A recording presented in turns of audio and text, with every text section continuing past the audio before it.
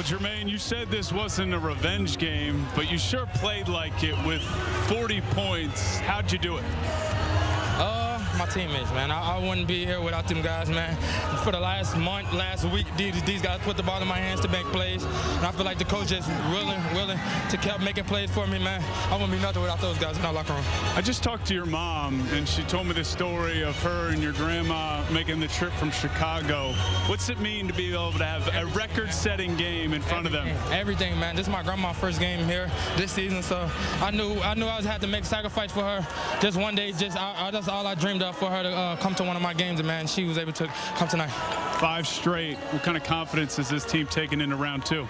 Man, just compete, man. I feel like we just got to play defense and defend every game, man. Once we defend, like tonight, I feel like we give ourselves a chance.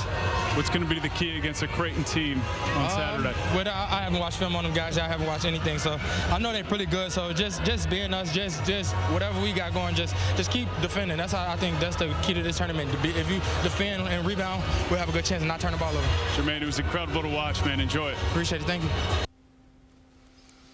Keep defending, and, well, 40 more would help as well. Couisnard pouring in 40 here, and comes with a double-digit seed next to Oregon's name, which is sort of a Dana Altman calling card as well. 40 points and moving on behind Couisnard.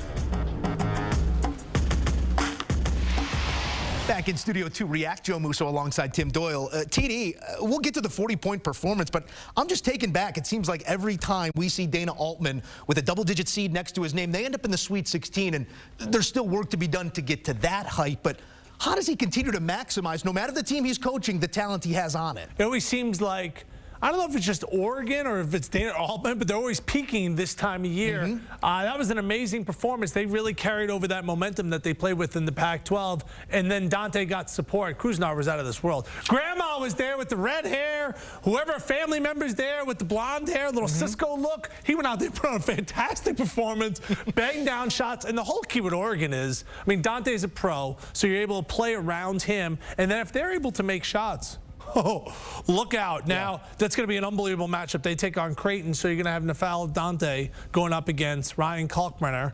You're going to have guys that can make shots. I mean, Creighton was outstanding. They were 10 of 13 from 3 at one point in this game. And then Oregon went out there and put on an amazing performance. So this was a great win. South Carolina had a great year. They came out of nowhere. I mean, no one was expecting this from Lamont Paris. Talk about coach of the year throughout all of college basketball. They just ran into a buzzsaw, and right now Oregon's playing their best basketball. I think you said something important there, too, with professional level talent on this Oregon team. It's not something that all of these rosters can say for themselves.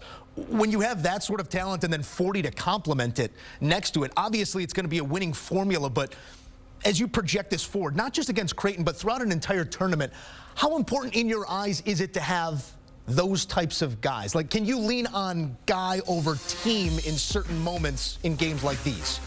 Guy over team. Interesting question. I think a guy can carry you to a game win. Okay. I don't know if they can carry you to all the way home. You know what I mean? Joe, when I filled out my bracket, do you remember I had all bucket getters on my team? Yeah. And what have we watched so far? We've seen some teams kind of really go into offensive lulls, have a tough time scoring.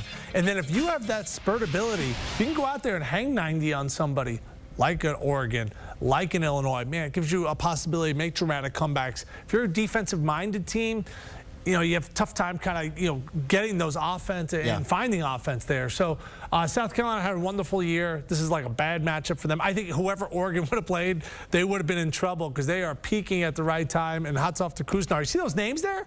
Steph Curry, Wally Zerbiak fell in love with his ab roller freshman year at Miami of Ohio. He was doing the hard ones where you roll it all the way out, and then, like, I roll it all and I can't get back. You get stuck. You need a little help. Then it's like I got to go do another exercise. Yeah, it's rarefied air with that 40-point performance in this one. As we look forward to Creighton, you sort of alluded to it there.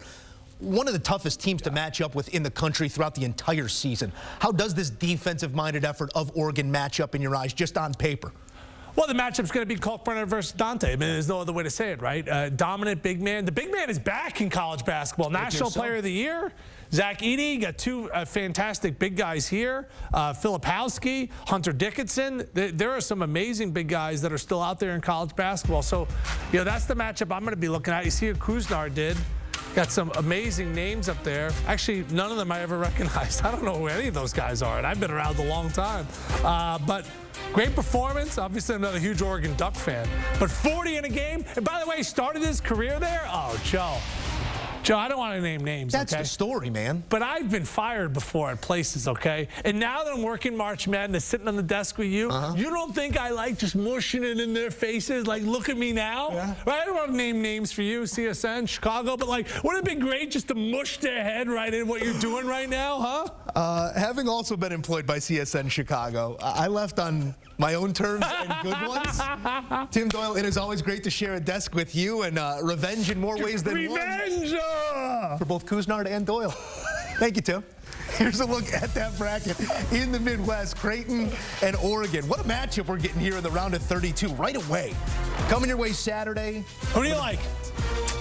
If the Jays are shooting it, I like the Jays to keep on running. I hope so. I got them in the Final Four, Joe. Recency bias does have me believing in Oregon in a way that I did not. Did have them moved over in my bracket, but did not have them getting past Creighton. We will revisit after seeing 40 and a nice defensive effort, but if the Jays are pouring it, and they're pouring it in, good luck for anybody in that Midwest region.